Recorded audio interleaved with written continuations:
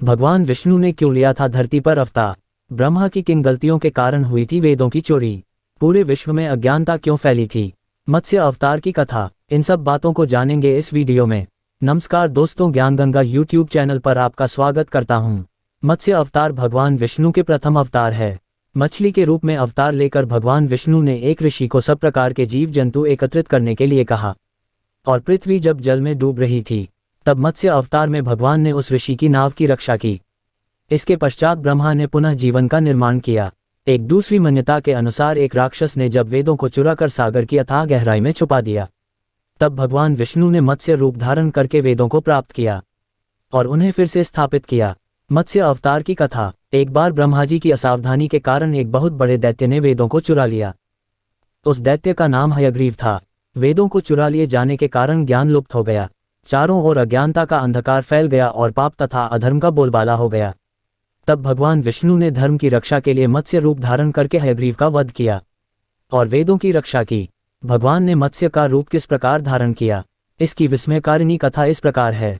कल्पांत के पूर्व एक पुण्यात्मा राजा तप कर रहा था। राजा का नाम सत्यव्रत था। सत्यव्रत पुण्यात्मा तो था ही, बड़े दयावान हृदय का भी था। सुबह का समय था, सूर्योदय भी चुका था। सत्यव्रत कृतमाला नदी में स्नान कर रहा था। उसने स्नान करने के पश्चात जब तर्पण के लिए अंजलि में जल लिया तो अंजलि में जल के साथ एक छोटी सी मछली भी आ गई। सत्यव्रत ने मछली को नदी के जल में छोड़ दिया। मछली बोली, राजन, जल के बड़े बड़े जीव छोटे छोटे जीवों को मारकर खा जाते हैं। अवश्य कोई बड़ा जीव मुझे भी मारकर खा जाएगा। कृपा करके मेरे प्राणों की रक्षा कीजिए। सत्यव्रत के हृदय में दया उत्पन्न हो उठी। तब उसने मछली को जल से भरे हुए अपने कमंडलू में डाल लिया। तभी एक आश्चर्यजनक घटना घटी। एक रात ही में मछली का शरीर इतना बढ़ गया कि कमंडलू उसके रहने के लिए छोटा पड़ने लगा।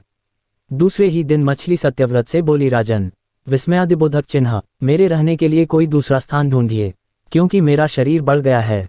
मुझे घूमने फिरने में बड़ा कष्ट होता है। सत्यव्रत ने मछली को कमंडलू से निकालकर पानी से भरे हुए मटके में रख दिया।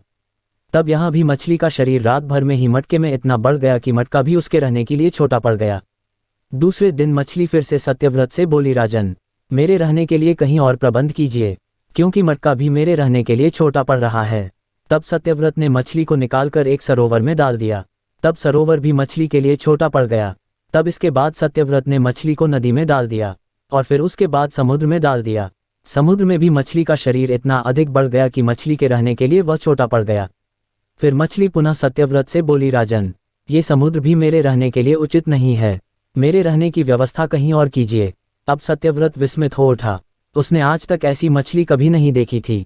वह हल्के स्वर में बोला, मेरी बुद्धि को विस्मय के सागर में डुबो देने वाले आप कौन हैं?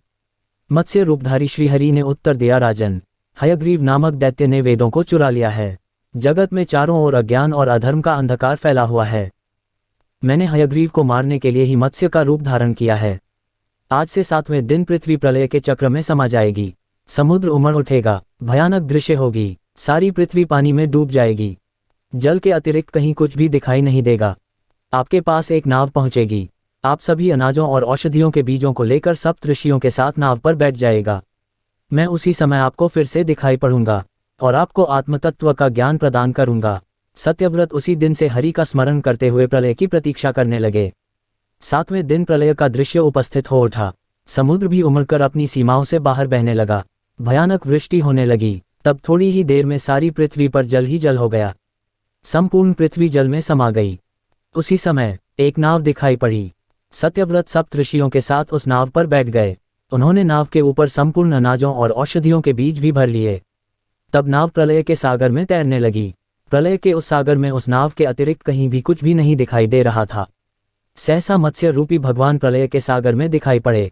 सत्यव्रत और सप्त ऋषि गण मत्स्य रूपी भगवान की प्रार्थना करने लगे। भगवान से आत्मज्ञान पाकर सत्यव्रत का जीवन धन्य हो उठा। वे जीते जी ही जीवन मुक्त हो गए।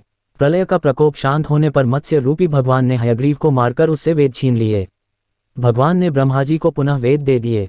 इस प्रकार भगवान ने मत्स्य रूप धारण करके वेदों का उद्धार तो किया ही, साथ ही संसार के प्राणियों का भी अमित कल्याण किया।